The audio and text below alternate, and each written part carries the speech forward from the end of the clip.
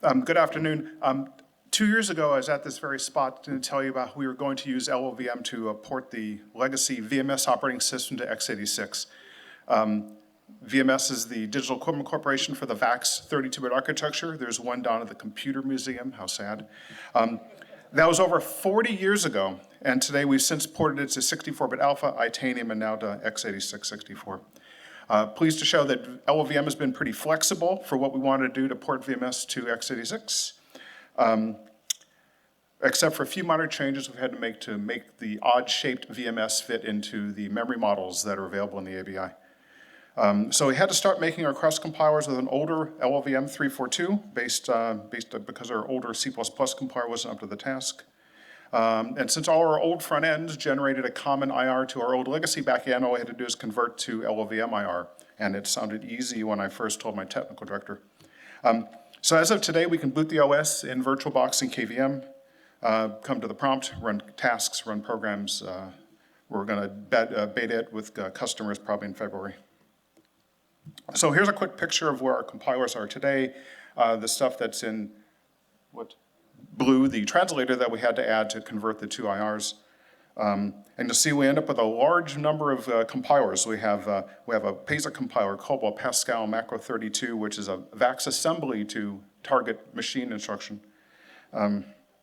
So the OS is mostly C, Bliss, and Macro. We compile all those, and that's how we work out. The other compilers are cross-compiling.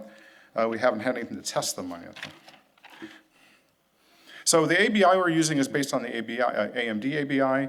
VMS is weird. Every routine gets an arg count, so we added a function attribute and intrinsic to pass that in AH. VMS needs a lot of asynchronous exception handling, so we added some stuff for CFI directives in prologue and epilogue. Some of the community is already working on that to put that into downstream, so we'll probably use that. We had to add some ELF section flags, that type of stuff. But most of the interesting stuff is the 32-bit legacy of VMS. Stacks are still 32-bit space. Code is in 64-bit space, though. Static data is in 32-bit space. So our size T and pointer diff types are 32-bit, but we have two sizes of pointers.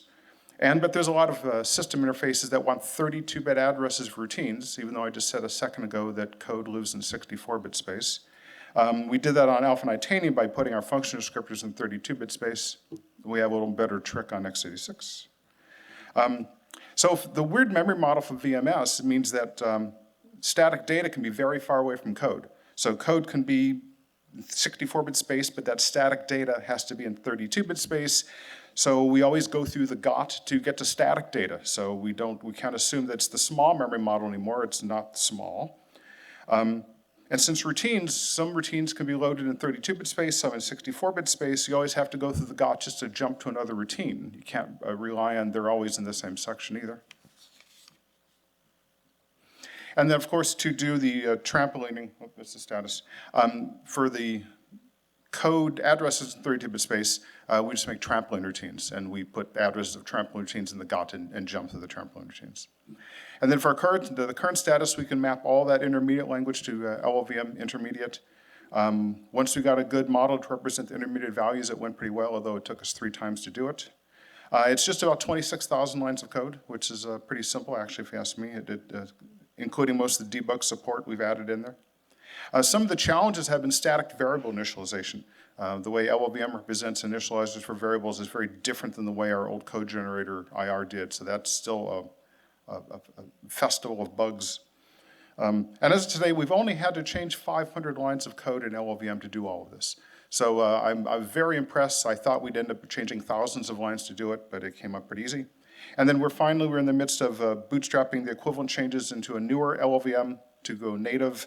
We're doing that bootstrap probably after the first of the year. And then we're going to be using Clang as our C++ compiler, so we have to do some VMSification to that, and that might be a topic for next year's lightning talk. Thank you very much.